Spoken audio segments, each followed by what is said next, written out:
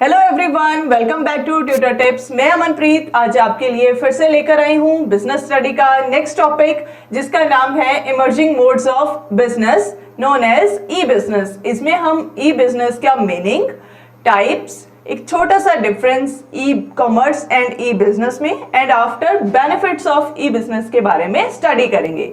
तो चलिए फिर शुरू करते हैं।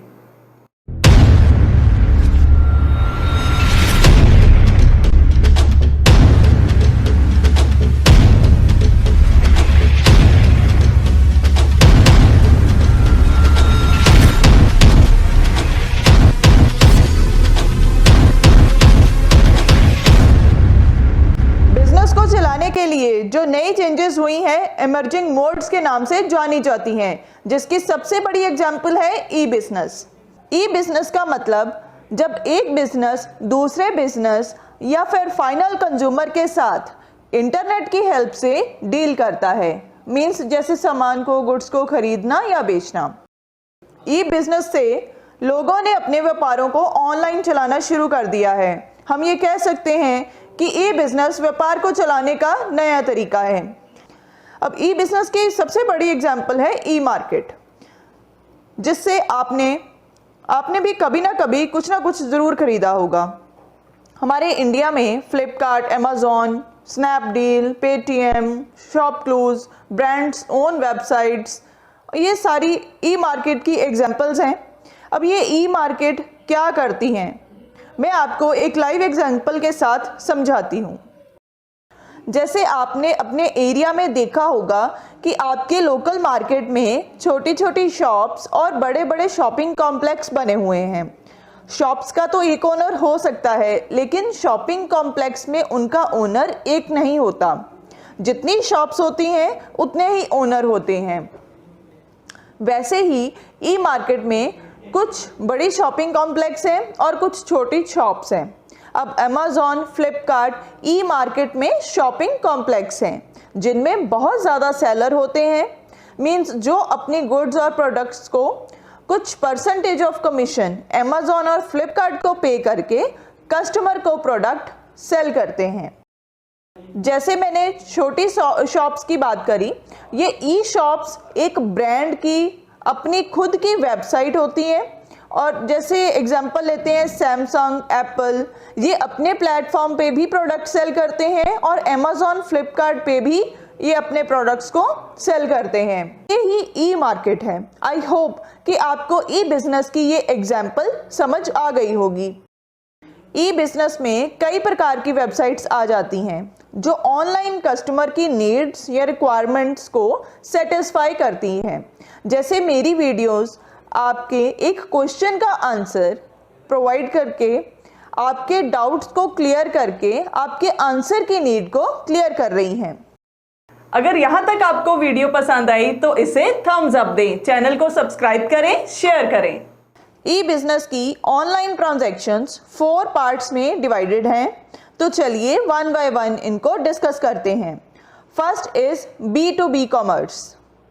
ये एक इस तरह का बिजनेस है जिसमें कंपनीज एंड दूसरे बिजनेस यूनिट्स आपस में डील करते हैं rather than dealing with customer. जैसे एग्जांपल लेते हैं, मैन्युफैक्चरर डील करते हैं डिस्ट्रीब्यूटर्स के साथ। जैसे इसकी एग्जांपल है Amazon business, alibaba.com। Second point is B2C commerce. इसका मतलब है business to consumer, means business units की ट्रांजैक्शंस कस्टमर के साथ होती हैं। इसमें बिजनेस यूनिट्स अपने कस्टमर को 24/7 डेज सर्विसेज प्रोवाइड करते हैं और इन सर्विसेज में after sale services and marketing activities include होती हैं। एग्जाम्पल के लिए देखते हैं, जैसे Amazon prime and gym membership. Third point is C2C commerce, means customer to customer. इसका मतलब ये है कि इसमें सेलर एंड बायर दोनों ही कस्टमर हो सकते हैं। इसकी सबसे बड़ी एग्जांपल है OLX एंड क्विकर, जिसमें लोग अपनी यूज्ड आइटम्स जैसे clothes, old jewellery, antique jewellery, ठीक है, इनको सेल करते हैं। Fourth point is intra B. इसका मतलब ये है कि अगर एक कंपनी या एक ऑर्गेनाइजेशन, उसमें काम करने वाले लोग आपस में डील करते हैं या उस ऑर्गेनाइजेशन के साथ जुड़े हुए लोग डील करते हैं। जैसे अगर मैं बात करूं एक ऑर्गेनाइजेशन के 2 डिपार्टमेंट्स की, ठीक है, अगर वो आपस में कोई ट्रांजैक्शन कर रहे हैं, डीलिंग कर रहे हैं, वो भी इंट्रा बी में आएगा।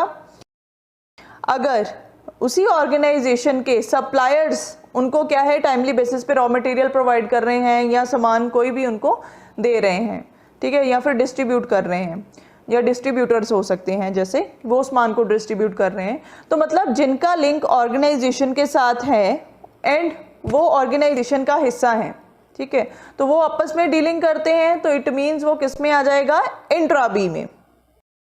ई बिजनेस के बेनिफिट्स को देखते हैं कि ई बिजनेस के कौन कौन से बेनिफिट्स हैं। First is easy. E business makes everything easy.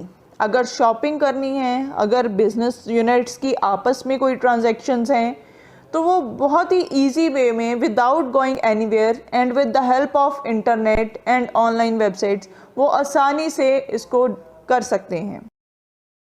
Second point is it's very fast.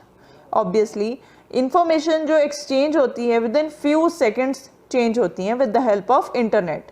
अगर बाइंग एंड सेलिंग भी है तो वो भी एक सिंगल क्लिक ऑफ माउस की हेल्प से ईजीली आपको जो भी ये ट्रांजैक्शंस है regarding buying anything, regarding selling anything, तो विद इन फ्यू सेकेंड्स ये ट्रांजैक्शंस जो हैं वो हो जाती हैं, तो इसके लिए बहुत कम टाइम लगता है।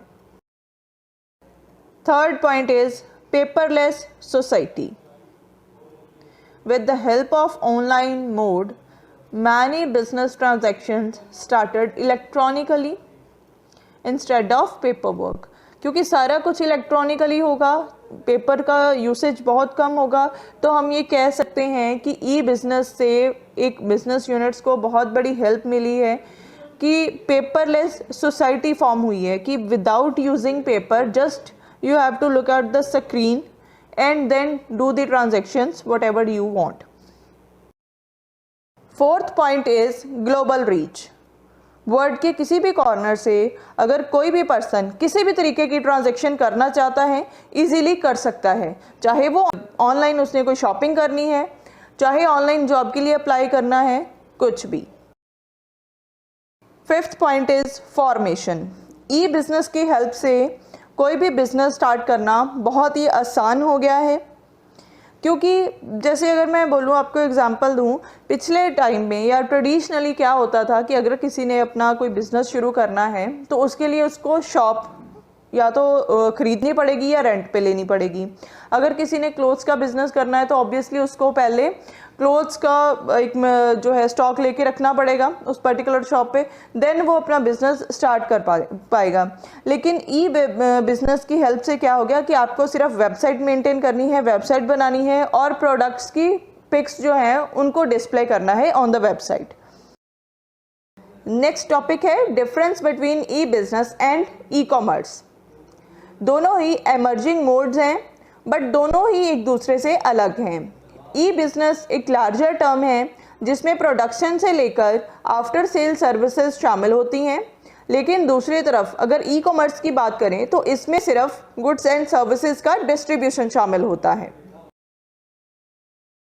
अगर आपको ये मेरी वीडियो अच्छी लगी तो प्लीज़ इसे लाइक ज़रूर करना, शेयर करना एंड नई नई वीडियोस देखने के लिए चैनल को सब्सक्राइब करना। Thank you everyone.